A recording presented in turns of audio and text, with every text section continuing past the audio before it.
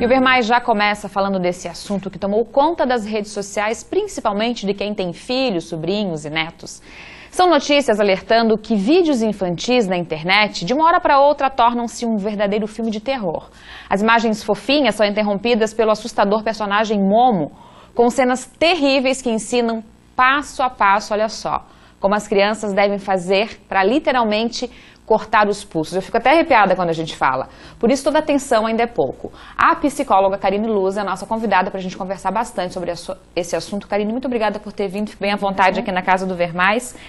Deixa eu começar te perguntando, até dando uma informação, né? Esses vídeos que a gente se refere são do YouTube, né? O YouTube diz que tem filtros, já relatou nota dizendo que ia procurar, mandou outra nota dizendo que não tem nada, que não acontece isso, mas os pais relatam que já viram, tem print de tela, e as crianças estão aterrorizadas, as crianças dizendo que viram, né? Mas independentemente disso, a gente tem que conversar sobre isso, né? Boa tarde. Boa tarde. Então, o vídeo ele existe, eu assisti o vídeo, então normalmente ele começa com um vídeo de algo que a criança gosta muito, e no meio do vídeo, depois de um minuto e pouquinho, surge a Momo com uma faca e fazendo algumas insinuações numa voz que não é muito reconhecida, mas ela demonstra e depois vai ficando mais claro.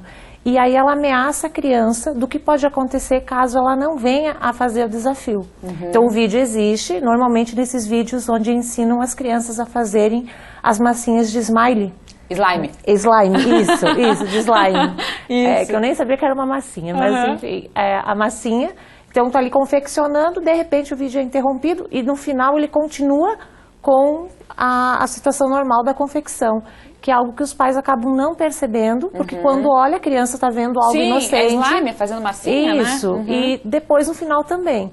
Então a questão da vigilância sobre o que a criança está olhando, né? Ele existe sim em vídeos de música, até mesmo existe edição de alguns youtubers, né, que apresentam algumas coisas e que foi feita a edição desses vídeos e no meio introduzido a Momo, né? Porque como você falou, né, o pai tá ali, deixou assistir, seja qualquer personagem, né, que for, ou videozinho de slime, é fazer massinha, não tem, né, não teria grandes repercussões.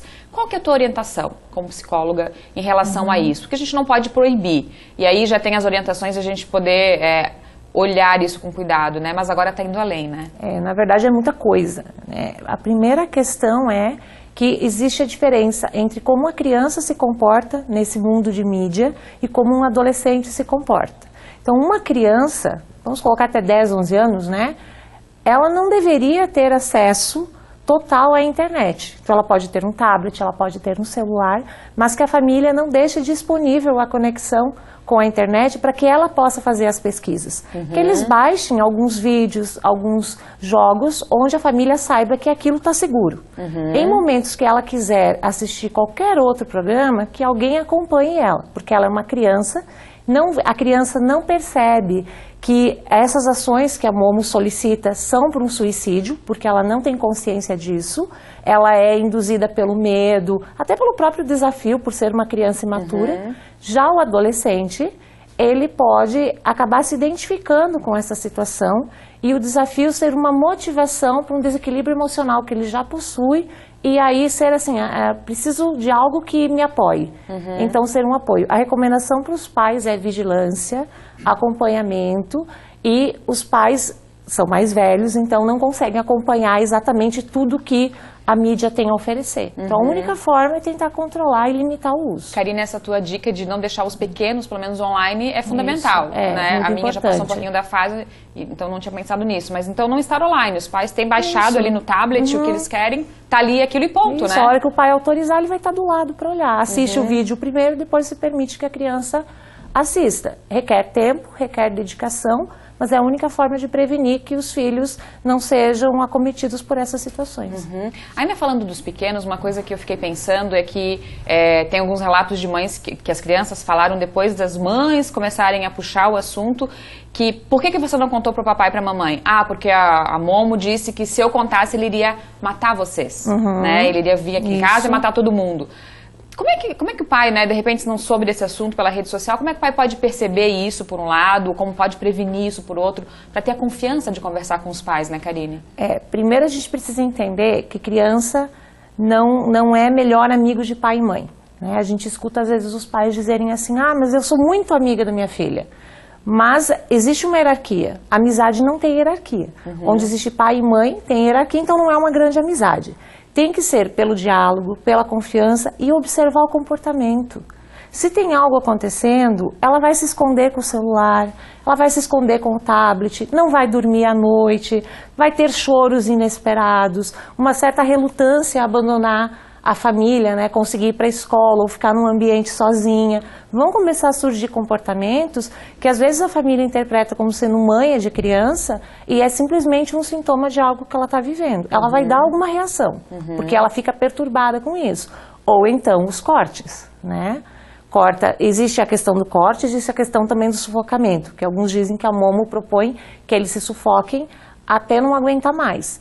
Então, vai perceber que existe algo de diferente, físico ou no comportamento da criança. Quando você começou a sua fala falando que os pais não devem ser amigos dos filhos, como que a gente pode fazer, queria que você deixasse um pouquinho mais claro, para que eles confiem, para não confundir, então, amizade com confiança, né? Como fazer para que eles confiem nos pais para contar em determinado momento ou assim que acontecer? Quando eu me refiro à diferença de amizade, é que os pais acham que os filhos vão contar absolutamente tudo. Que eles não precisam vigiar, que eles não precisam desconfiar porque o filho conta tudo. Mas a forma quando ele trouxer alguma situação assim, que ele não seja de imediato repreendido ou castigado. Que ele seja escutado.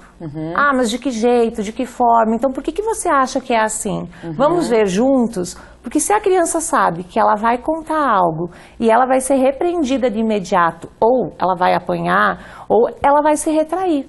Né? Ela não vai contar. Diferente do que acontece com o amiguinho. Com o amiguinho ela conta e ela é acolhida. Então, ela precisa se sentir acolhida pela família. Diante de um ato errado dela, aí vem a questão de restringir alguma coisa, de limitar. Mas numa situação dessas tem que estar aberto para escutar o que eles têm a dizer.